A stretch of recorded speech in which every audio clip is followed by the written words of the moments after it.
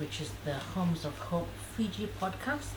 I'd like to welcome you, and I'd like to welcome Auntie Etta and Auntie Lynn, who are here with me again. For those of you who are watching and like to know more or watch other episodes that we have done, you can click on the link or type up the link that's at the bottom of your screen, so you could watch episodes that we have done previously. How are you feeling today? To be really honest, Yes, I'm please. getting hungry. It's nearing lunchtime. My stomach is starting to growl. The same here. And luckily we're in Auntie Etta's house, so lunch is on the house. Yeah. So today we're going to be talking about trafficking in persons. Okay? So Auntie Etta, trafficking in persons, or Auntie Lynn. Before we go there, Auntie Lynn, would you like to do a recap or Sure. take us back?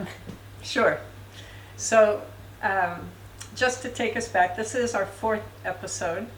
The very first episode, we explained the purpose of Homes of Hope doing this podcast. Yeah. And really our purpose is for prevention and to zero in, and our target is families. So we want to work with families to prevent forced sex. Yeah. The second episode, we started explaining to you who Homes of Hope is, so that you know who is bringing this information to you. And so we explained the first mission of Homes of Hope, and that was our restorative work on campus here in Wailoku. And then the third episode was about our second mission, which is our community work. So this episode, we're going to explain to you trafficking in persons, because it's an issue, and we find that very few people really understand it. It can be really technical, and so we'll try to break it down into layman's terms so that we can all better understand it. them. Yeah. So over to you, Etta.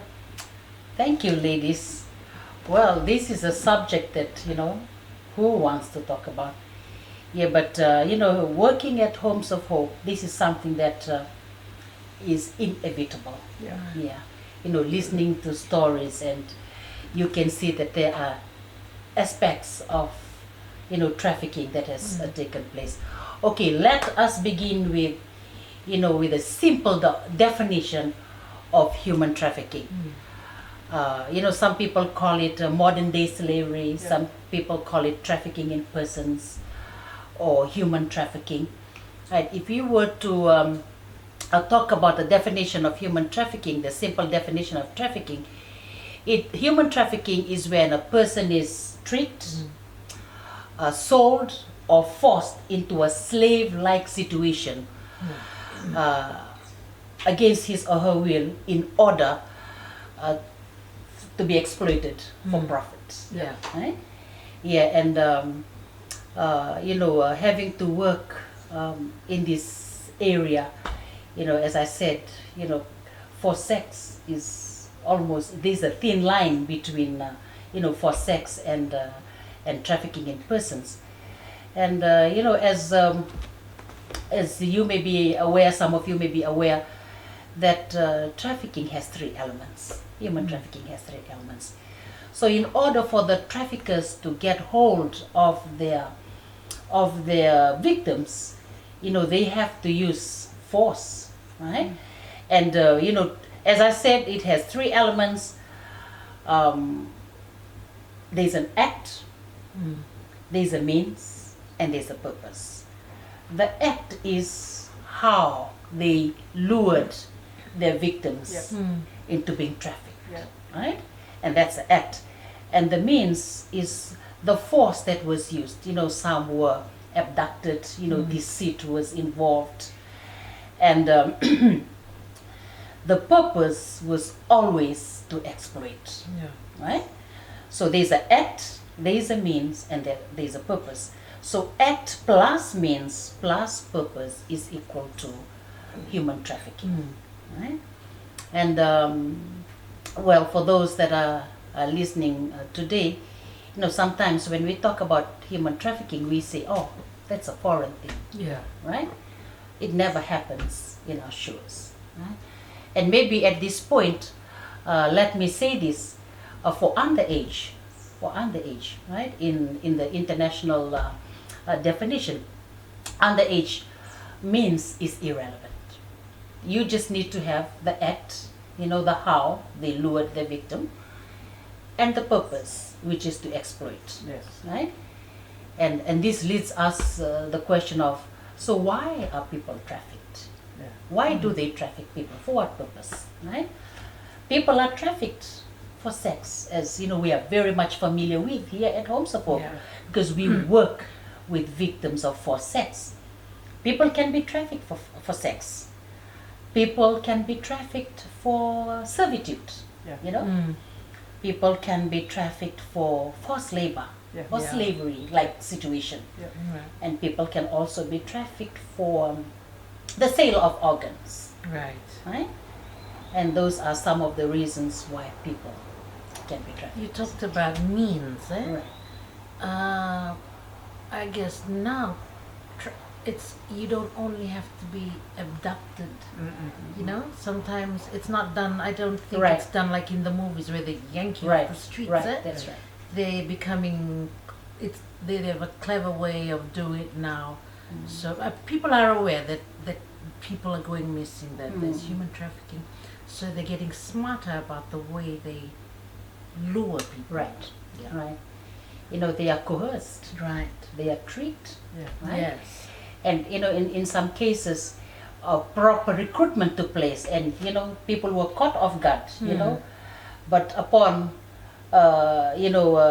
arrival at their destination, then they realized that what they had signed up for was not what they had They were given. Yes. encountered. Yeah. Yes. Right. So you mentioned at the place of their destination, but what about right within Fiji or right within the home, the family, domestic trafficking? Does that take place here? Well, if we had been watching the news over the years, there had been cases that had been tried in court, and some cases went in successful. So we can say that it has also happened domestically. It's just not an international thing. It's just not a foreign thing, right? So from, if we were looking at some of the captions that came out in the news, and also at the ODPP's office, some of the readings that we have read, and it has, shown that trafficking has not only happened internationally, but it has also happened locally, domestically. Domestic, and you don't really have to be trafficked to another country to label that Right. as human Right. trafficking. Yeah? Right. Right, It can just be really happening in our communities, right. right? Am I Right. Yeah. If we were to look at the simple definition of trafficking, human trafficking is when a person is tricked, a person is sold or forced into a slave-like situation, Right. right? And of course somebody else benefits from that trade. Right. Yes. Yeah. And I think to bring it down to grassroots level, so that tricking or that forcing could be, don't tell your mother, That's right. or don't tell the auntie. Right. And the benefit could simply be that you get the sex out of it, Right. or that you get your rent paid because you allowed your daughter to be used, Right. right? Or Yeah. you kept your job because you allowed your niece or your nephew to be used. So I think when you bring it down to grassroots level, it takes the technical part of the trafficking in persons out of it, Right. and it brings it into what we're used to seeing and hearing but not talking about. That's right. Yeah. I remember a story of one of the victims that was referred to us, and she started working with the counselors and the therapist team that were on campus. And usually the first story is not the real story, and she happened to live with us for a couple of years, and she was integrated after a couple of years.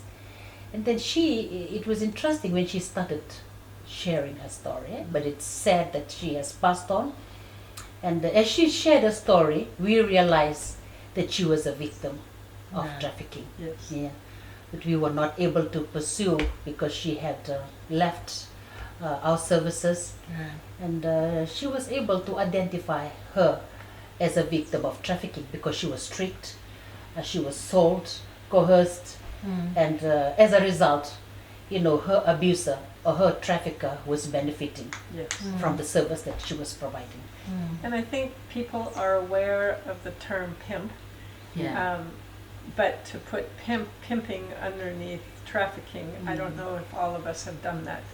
But if the pimp is forcing someone to go out, have sex, and then the pimp collects the earnings, that's trafficking. They're arranging, they're forcing, and they benefit. They're exploiting Yeah. that individual. Speaking of that, now with these lenses, Yeah. when I walk into restaurants Yes. and I sit to eat, I just look at the waitress, I look at the cooks, and I just wonder how many of them have been trafficked, Right. and I can be a user of the service. Right. Yes. Right. Right. Exactly. Yes, and it's sad to say that it's something that we see.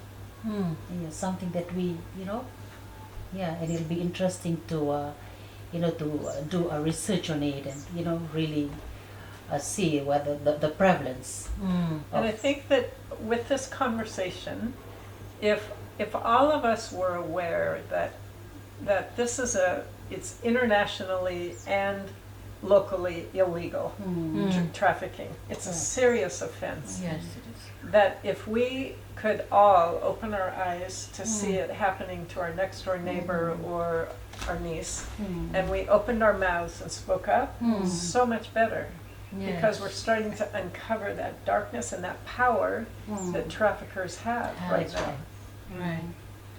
It's supposed to be one of the most lucrative businesses in the world, Yeah. trafficking of people, because I could sell you over and over and over Yes. again, and you make me so much profit, whether it be in cash Right. or whether it be my house payment is made, whatever. But yeah, Yeah. And the sad thing about it is, I think that's the really sad thing about it is, you can sell it, you can resell it. Right. Yes. Over and over again. and Yes. over. yes, So think of those people, children or whoever's being trafficked, how sad it is for them to go through what they're going through. yes.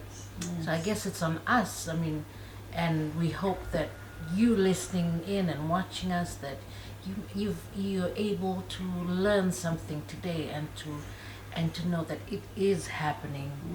It And is in that happening. case, Edie, they have reduced themselves, Right. to commodity. Yes. Right. Yeah, Yes. because they have been traded, sold over and over Yes. again. And I think along with that, and this is important for you that are watching, is the people that are victims, they will suffer lifelong issues. Being sold as a commodity makes an imprint of worthlessness with that Right. sided individual. Right. And so my point in bringing that up is that if you know of anything like this happening, please speak up. Yeah. Because that individual that's being sold, their life is being absolutely destroyed. And to come back from that takes years, if ever, they are able to be completely Right. restored. That's right. Yes. Well, thank you, ladies, for Okay. some wonderful, wonderful information, and I hope that what you've heard today has been able to break down some of the barriers that you've had, or maybe of others who have been impacted by sex. Visit us for more information at www.hopevg.org. And if you have comments, questions, and you would like to share your own story, please email us at homesofhopepodcast@hopefiji.org. And for those of you who are living in Fiji, if you need immediate assistance, please contact the Child Helpline at 1325 or the Domestic Violence Helpline at 1560 or the Counseling Helpline at 5626 or Lifeline Fiji at 1543. Additional services that are available is Medical Services Pacific, Fiji Women's Crisis Center, or Empower Pacific. From the three of us in Wailoku, thank you very much, Mother Mamba.